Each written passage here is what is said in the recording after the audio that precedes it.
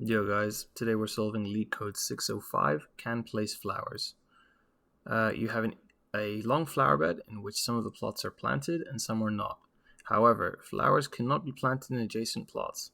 Given an integer array, flower bed, containing zeros and ones, where 0 means empty and 1 means not empty, and an integer n, return true if n new flowers can be planted in the flower bed without violating the no adjacent flowers rule, and false otherwise.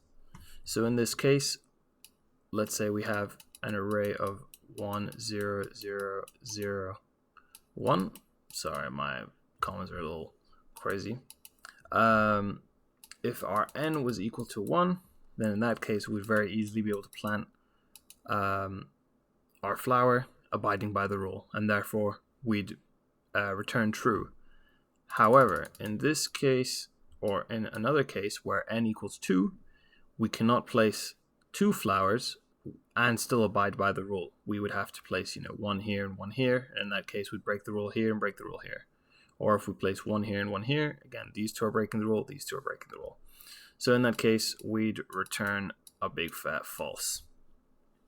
So in this case, when it comes to the code, it's pretty simple.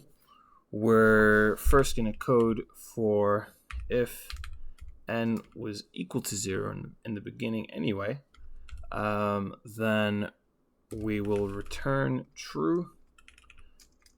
No need to run the rest of the code because, well, it would be true. We can place 0 flowers, But in case n happens to equal literally anything else, then we will run our for loop. Sorry, I'm not really concentrating here. So flower bed dot length and I plus plus. So if our flower bed is equal to 0 and I is equal to 0 as well, or flower bed I minus 1 is equal to 0. So the flower bed before our index I will also have another. We now need to do the one after it. So we have flower bed. Sorry, I equals flower bed. Bed dot length minus 1, or flower bed I plus 1 equals 0. Then in this case, why have I got 3 of these? I don't think I need 3 of these. I never closed this, that's why. That's why. Okay, oopsies. In this case, what we will do is we'll set our flower bed I to equal 1. So this will be planting the flower essentially. And then we can reduce n by 1 because we have planted 1 flower. And then essentially this for loop will keep running.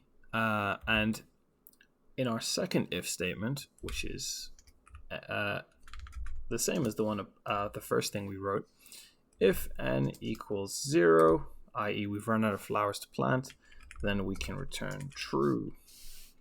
However, if we cannot satisfy our if statements and we run through the for loop without satisfying our statements, then we're going to return false. And essentially, oops, almost forgot something.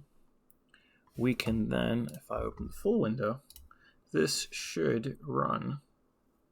No problems. There is an issue somewhere. Double this. Whoopsies.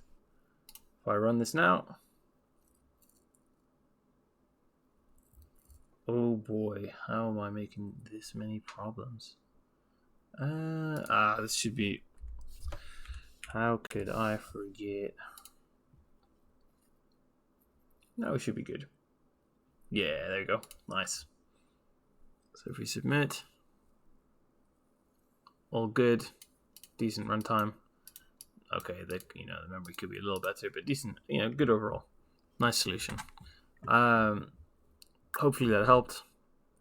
Please like, subscribe, comment if there's any issues, or if you think you could do it better, if you have a better alternative, or if you need, if you have any questions, please ask. And goodbye.